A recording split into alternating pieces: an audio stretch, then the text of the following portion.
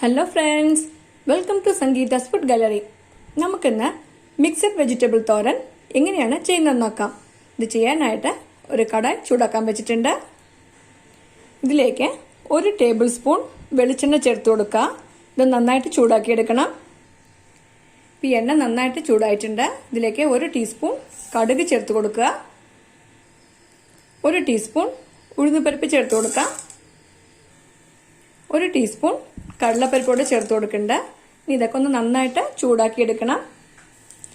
ഇതൊക്കെ നന്നായിട്ട് ചൂടായിട്ടുണ്ട്. ഇനി ഇതിലേക്ക് 6 ചെറിയുള്ളി ചെറുതായിട്ട് കട്ട് ചെയ്ത് വെച്ചിട്ടുണ്ട്. ഇത് ചേർത്ത് കൊടുക്കാം. ഇതിലേക്ക് 2 വറ്റൽമുളക് പൊട്ടിച്ചതൂടെ ചേർത്ത് കൊടുക്കണ്ട. ഇതൊന്ന് വഴറ്റി കൊടുക്കുക. ഇതിലേക്ക് കുറച്ച് കറിവേപ്പിലൂടെ ചേർത്ത് കൊടുക്കാം. ഇതൊക്കെ നന്നായിട്ട് വഴണ്ടു കഴിഞ്ഞു. ഇനി ഇതിലേക്ക് 1 കപ്പ് കാബേജ് പൊടിയായിട്ട് അരിഞ്ഞു വെച്ചിട്ടുണ്ട്.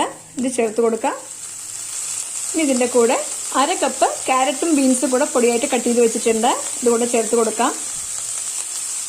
ഇതെല്ലാം കൂടിയിട്ട് നന്നായിട്ടൊന്ന് മിക്സ് ചെയ്ത് കൊടുക്കുക.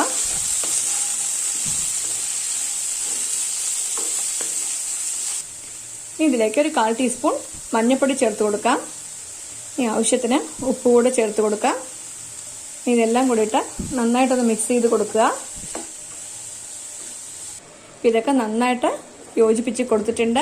ഇതിലേക്ക് ഒരു 1/4 കപ്പ് മാത്രം വെള്ളം ചേർത്ത് കൊടുക്കുക.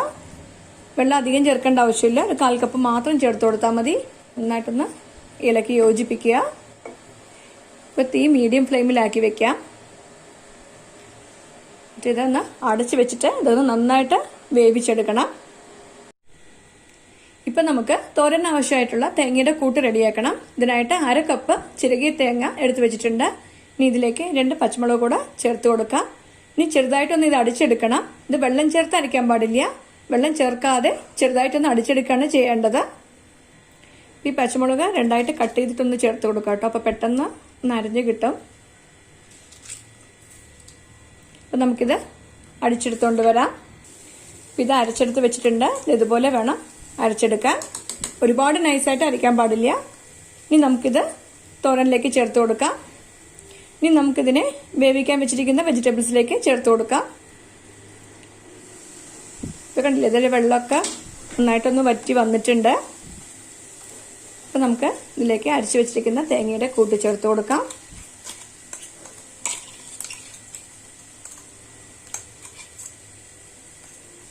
ഇത് നന്നായിട്ടൊന്ന് യോജിപ്പിച്ച് കൊടുക്കുക. ഇതൊക്കെ നന്നായിട്ട് മിക്സ് ചെയ്ത് കൊടുത്തിട്ടുണ്ട്. ഇനി നമുക്കിത് അടച്ചു വെച്ചിട്ട് 1-2 മിനിറ്റ് കൂടെ ഒന്ന് വേവിച്ചെടുക്കണം. അപ്പം നമുക്കിത് ഓപ്പൺ ചെയ്ത് നോക്കാം. ഇതൊന്ന് ഇളക്കി കൊടുക്കുക. അപ്പം നമ്മുടെ തോരൻ റെഡിയായി കഴിഞ്ഞു. അപ്പം നമുക്ക് തീ ഓഫ് ചെയ്ത് കൊടുക്കാം. നമ്മുടെ സദ്യ സ്പെഷ്യൽ മിക്സഡ് വെജിറ്റബിൾ തോരൻ റെഡിയായി കഴിഞ്ഞു. നിങ്ങൾ എല്ലാവരും ഈ റെസിപ്പി ട്രൈ ചെയ്ത് നോക്കണം. ഇഷ്ടമായെങ്കിൽ ലൈക്ക് ചെയ്യാനും ഷെയർ ചെയ്യാനും സബ്സ്ക്രൈബ് ചെയ്യാനും മറക്കരുത്. നിങ്ങളുടെ ഫീഡ്ബാക്ക് അറിയിക്കും വേണം. Thanks for watching.